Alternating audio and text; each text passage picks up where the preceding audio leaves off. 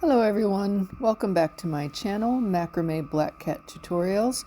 Today I'm going to show you how to do a rose quartz bracelet. This bracelet will be matching with the necklace and pendant I just did.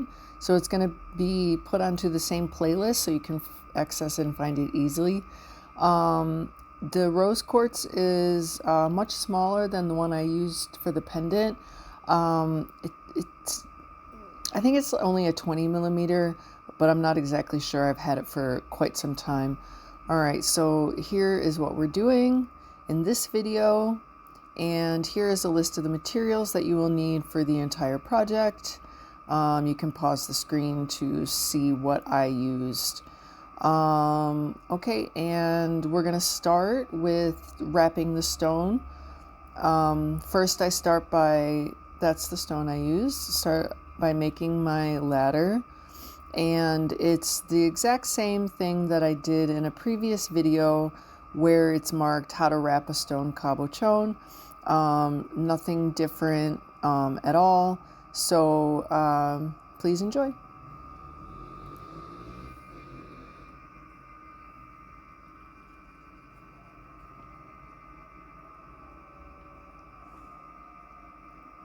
And you just start one side and the next side.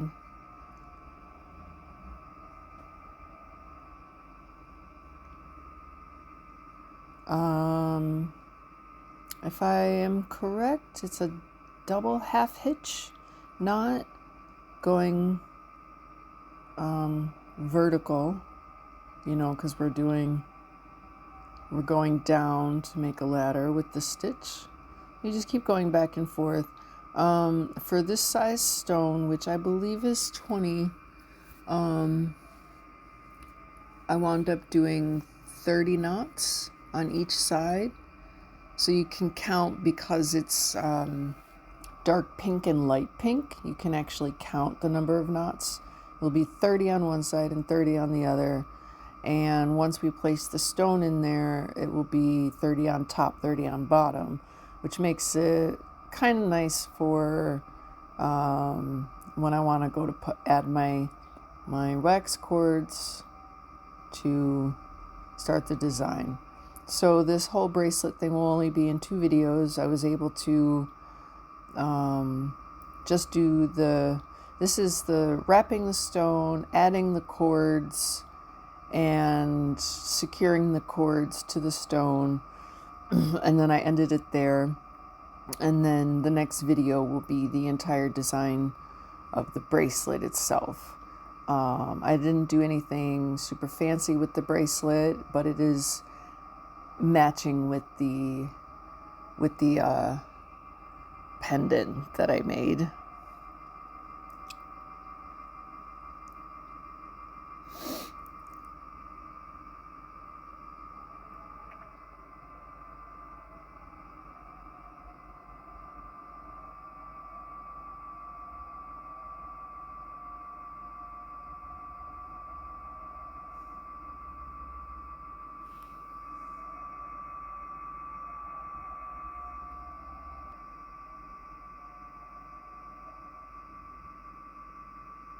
I went ahead and sped the video up a little bit more to try to cut back on some time here.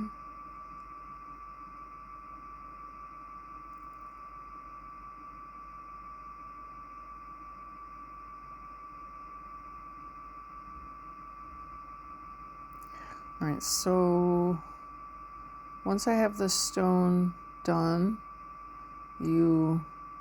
I pin each side to the ground with the stone inside, but don't worry if it pops out or doesn't fit snugly in there.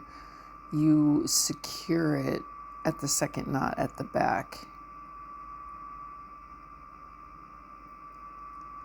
Okay, and just kind of mess around with it a bit, make sure it's in there nice and tightly.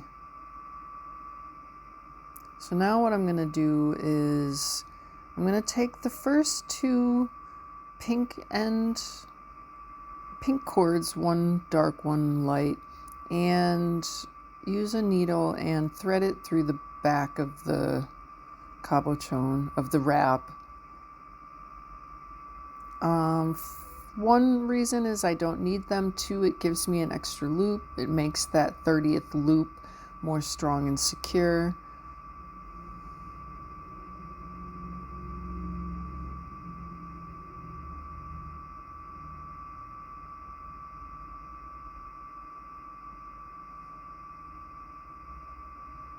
And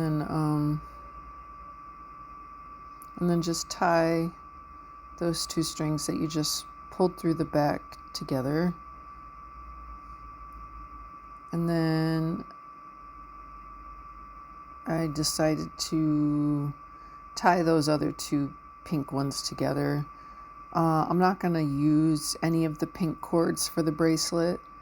I don't cut them off yet. I wait till the end just to make sure that the stone stays secure throughout the process of adding cords and, you know, the whole design thing. So just for the back further, I'm using white. I'm counting till the 15th knot and putting a cord there so that I know that's the halfway mark. And then I'm just going to do every other loophole. I go back and forth from top to bottom, but it's every other one. And for the bottom white piece, you don't need any more than that. When we get to the top pink part, I will need to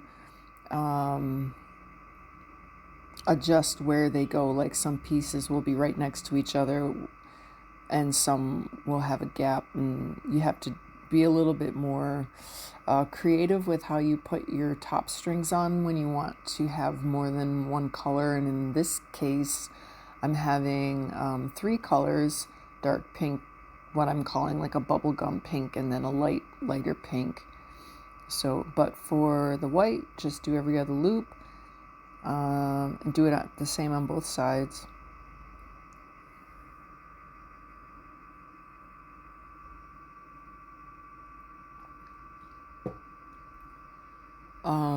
But the reason I did the 15th one first at the bottom is because when I do the other side, I'm going to put the other 15th one right next to it. So the 2 very bottom pieces will be right next to each other. Every other string you add will be every other loop. That is so that the same amount is on both sides. And when I add the cord that I use to tie them on, at the very bottom, there's no space, there's no gap. It's nice and tight. Everything is on there securely.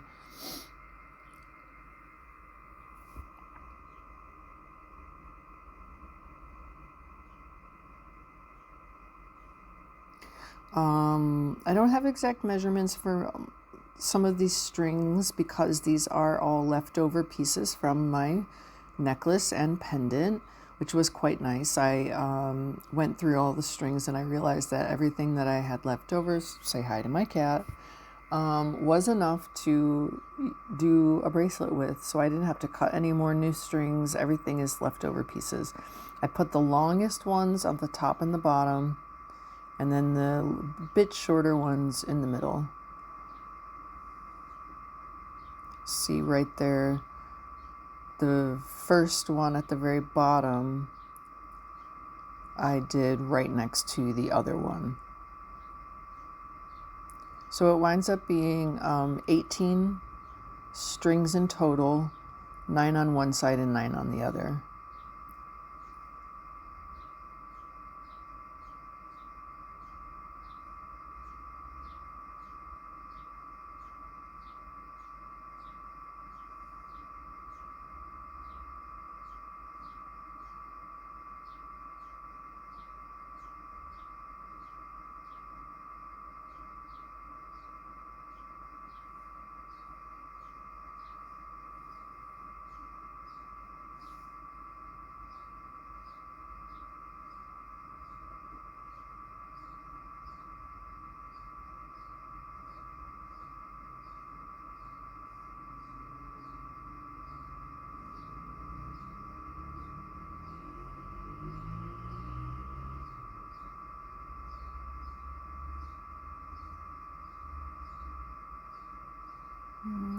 My video and voice are off by a few seconds. Hopefully I can adjust that. Sorry. All right, so there are all the white strings added. Just separating the Chinese knotting cords that I used to make the wrap with. And the two sides. So I'll go ahead and pin it to my board like that, and then go ahead and wrap the white before I add the pink so that it's easier to see from your vantage point what's going on. 2, 3, 4, 5, 6, 7, 8, and 9. 9 on each side.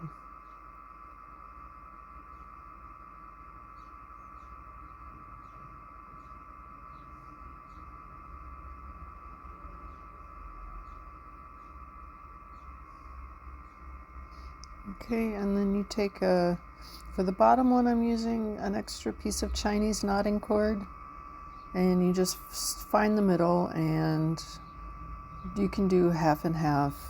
For the bracelet, it really doesn't matter. I'm not gonna need extra on one side or the other. And you just start doing a double knot around the new piece of string that you just pinned down in the middle.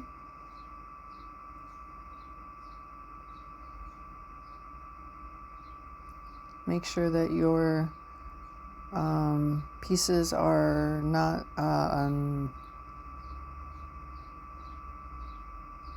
like the wrong pieces. Like when you add strings like this onto a wrap, they can get they sometimes crisscross from the back. Just I don't know the reason why they just do so. Make sure that the two pieces that you're knotting are belong together. Oh, how do I say that? The pieces can become displaced, so you want to make sure that they're the same piece of string. When you slightly pull on it, you'll know that it's, see, that one was underneath the other one, so I had to make sure that I was getting the right one. So they're all in line, in order.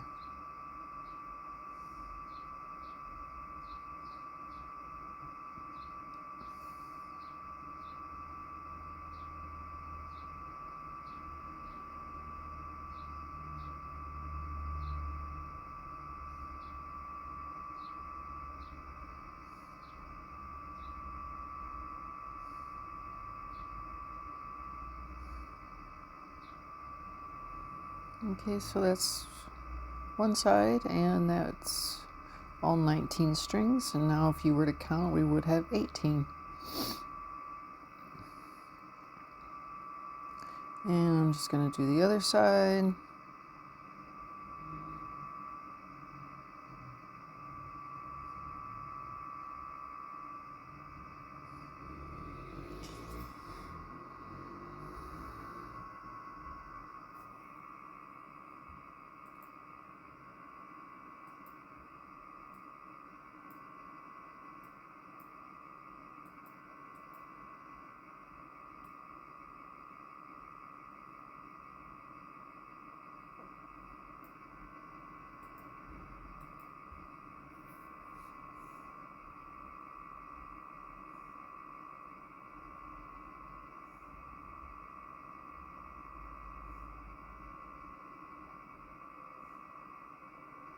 And then you can just take the two bottom pieces and tie them together. Okay, and finish the top.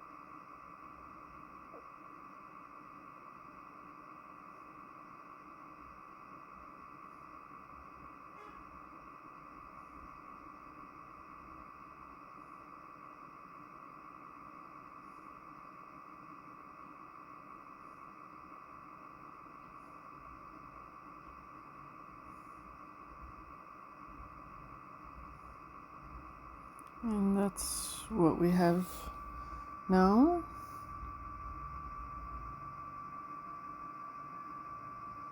So those are 18 white on the right, 18 on the left. Now we're going to start adding my pinks, which is a little bit, so this first half, I put in a cord in every single slot. And then I realized that I can't do that because it just doesn't work. Like when you put a string in every single slot and then try to attach like the cord to tie them together with, it gets really messy looking. So I added every single color I needed to every single slot on the top row. And then I realized that I can't do that. So I had to go back and take a few pieces out, which all that really did was just like slightly alter my design. It really didn't drastically alter it. It's just like what I did with the pendant was only just slightly different. It's essentially the same, just with less cord. So the side I'm doing right now, slightly off camera anyhow, so it doesn't even matter. When I go to do the other side, you should pay more attention to that because that shows you the correct number of strings and the correct placement of the strings.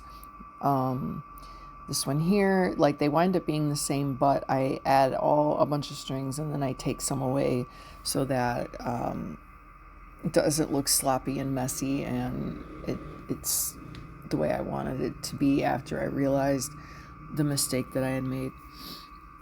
See, sometimes like it's all about experimentation. Even though I've been doing this for so many years, I still sometimes want to do something one way, and then you try it and you realize it just doesn't work.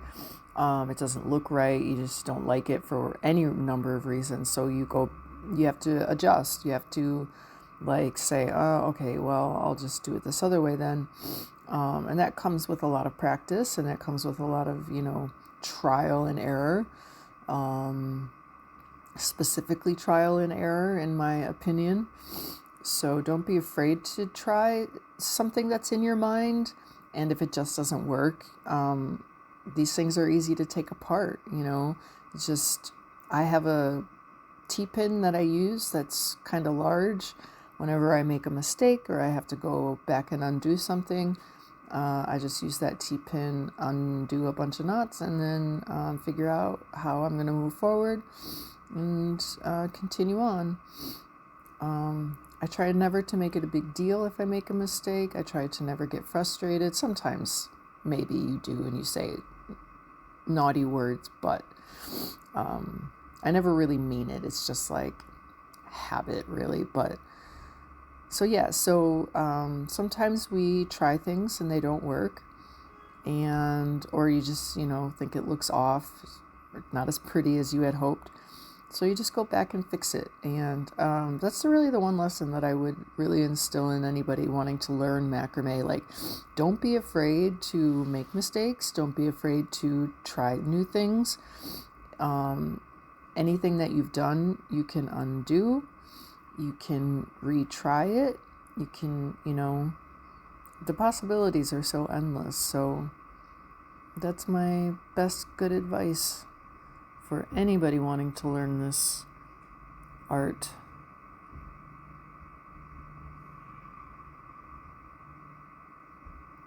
All right, so now I've added a pink cord onto every single side here.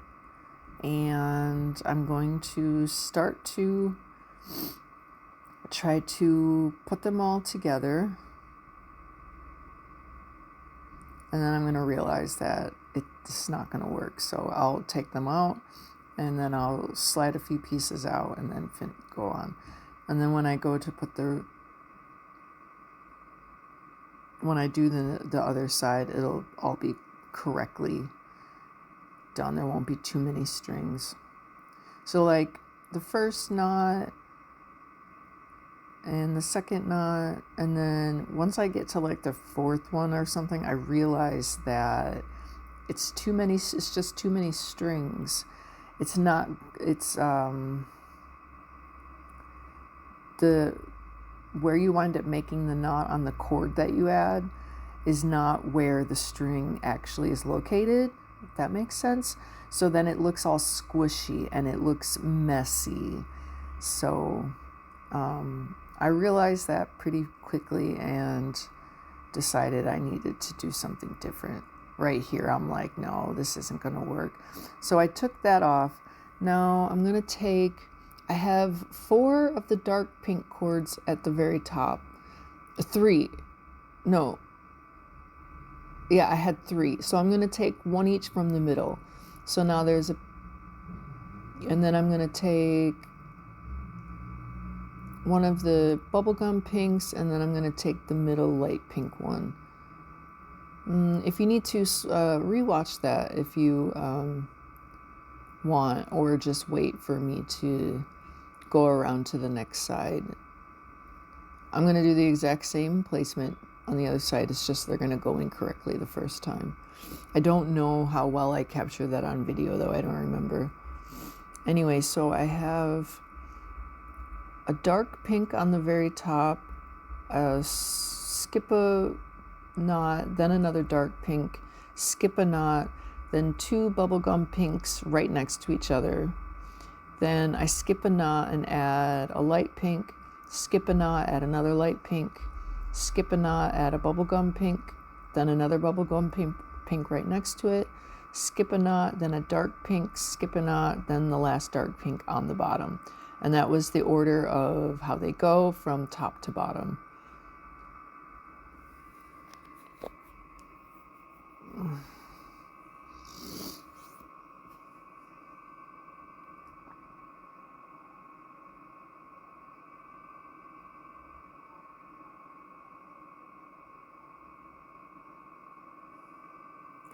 So, yeah, so this video is all about the fundamentals of getting it ready before you can do any fun design work.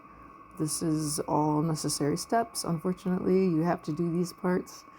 If you want to make something pretty, you got to wrap stone, you got to add the quartz, you got to, you know, go through the trials and errors if you're not sure what you're doing. There are many times I've seen people that map out like what they want to do on a piece of paper or whatever. That's not me.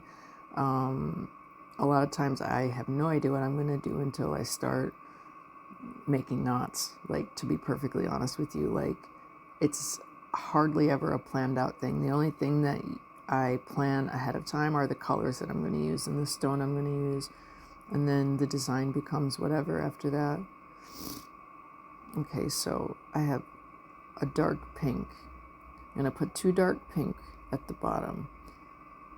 This one is going to go right next to the dark pink from the other side. And then the next dark pink is we're going to skip a knot and put it right next to, in the 3rd knot hole. Then I'm going to go to the dark pink on the top. It's going to be the very first hole, the very, very first loops.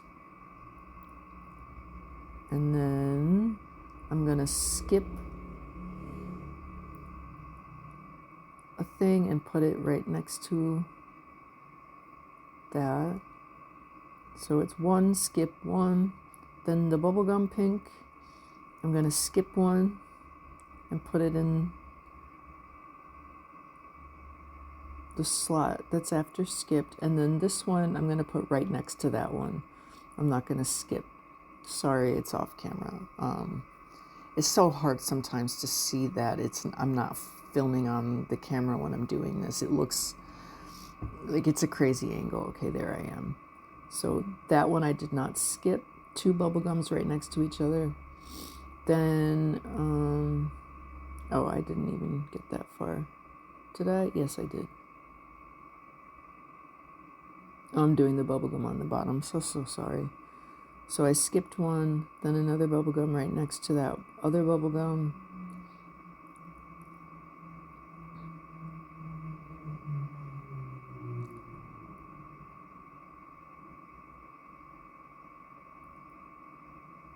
Then I I skip one on each side of the bubble gum and add a lighter color pink.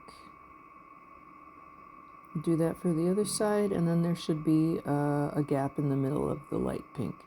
And when I add my cord around these, it'll line up, everything will line up nice and smooth, and you'll have the same amount of cords on both sides, and they will be symmetrical of each other. Honestly, one of the more perfectly symmetrical jobs I've done as far as color placement and lining up. Oh, okay, so I moved the white cords off the way so you could just see the pink. And I always start in the middle when I'm adding my... Well, for this top layer, I didn't use a Chinese knotting cord. I used a wax cord to tie onto, because it's a bracelet, I don't know, I don't have a good reason. I just didn't want to use another Chinese knotting cord. I didn't want to cut it, and I had this. It doesn't mess with the design at all, so it was all right. You don't have to use the Chinese knotting cord for this at all. These are my choices because I just believe that they, well, especially when I'm making pendants, that they're stronger strings, so they will do what I need them to do easier. Like when I go to make the pendant loop, it creates a stronger loop, in my opinion. So that's the reason why I do that. I always use Chinese knotting cord to make a wrap stone, though, because in my very humble opinion and my strong opinion, it is the best string to wrap a stone with. It doesn't slide, it doesn't require anything, like it just holds the stone. If you make the knots tight enough, like super pull the knots when you're making it, your stone will never go anywhere. I have tons of necklaces and my stones never popped out. So, but when I used to try to do it with wax cords, they would pop out a lot, and that would frustrate me. I don't want to use glue if I don't, if I don't have to. I like the purity of not having to use anything but string. All of my designs are just string, no glue, no nothing else.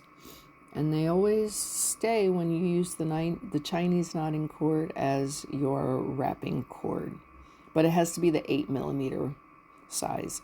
5, I can't work with 5. I don't even know why they make that stuff. And I've never tried one. If I had a super large stone, it would probably be okay. Anyways, that was the end of the video. So next video is going to be just the entire design of the bracelet. So stay tuned for that. Thanks for watching. Okay, bye. See you soon.